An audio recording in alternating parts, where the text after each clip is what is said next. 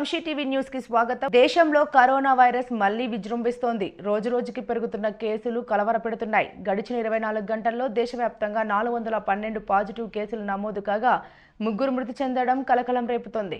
ఇప్పటి వరకు భారత్లో 170 యాక్టివ్ కేసులు నమోదయ్యాయి. కర్ణాటకలో 3 మృతి చెందారు. ప్రస్తుతం తెలంగాణలో 55, ఏపీలో 29 యాక్టివ్ కేసులు ఉన్నట్లు సమాచారంగా దేశంలో రోజురోజుకు కరోనా కేసులు పెరుగుతున్న నేపథ్యంలో నైట్ కర్ఫ్యూ తప్పదా అన్న అనుమానాలు వ్యక్తమవుతున్నాయి. మరోవైపు న్యూ ఇయర్ వేడుకలపై కరోనా ఆంక్షల ప్రభావం పడనుందన్న వార్తలు వినిపిస్తున్నాయి. ముఖ్యంగా కరోనా ప్రభావిత ప్రాంతాల్లో వైరస్ ఉధృత తగ్గకపోతే ఆయా రాష్ట్రాల్లో ప్రభుత్వాలు ఆంక్షలు అమలు చేసే అవకాశం ఉంది.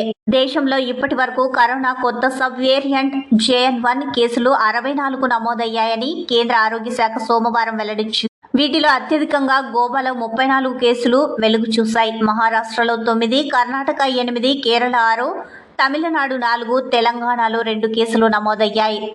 దేశవ్యాప్తంగా సోమవారం మరో 628 కరోనా కేసులు వెలుగు చూడగా మొత్తం క్రియాశీల కేసుల సంఖ్య 4504కు చేరింది. కాగా JN.1 వేరియంట్ సోకిన వారిలో స్వల్ప లక్షణాలు మాత్రమే కనిపిస్తున్నాయని వైద్యులు వివరిస్తున్నారు.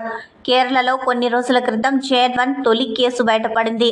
79 ఏళ్ల మహిళకు సోకిందని, ఆమె ఇంట్లోనే ఉండి పూర్తిగా కోలుకున్నారని పేర్కొన్నారు. వంశీ టీవీ అందిస్తున్న గొప్ప బంపర్ ఆఫర్. దీపావళి, క్రిస్మస్ మరియు నూతన సంవత్సర ప్రకటనలు ఉచితంగా వేయబడును. ఈ అవకాశం కేవలం కొద్ది రోజులు మాత్రమే. సంప్రదించండి Vamshi TV managing director Vamsikrishna.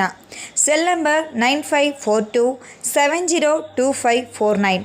గమనిక: ఈ యొక్క అవకాశం కేవలం సినిమా వ్యాపారస్తులకు మాత్రమే మరియు ఈ యొక్క అవకాశం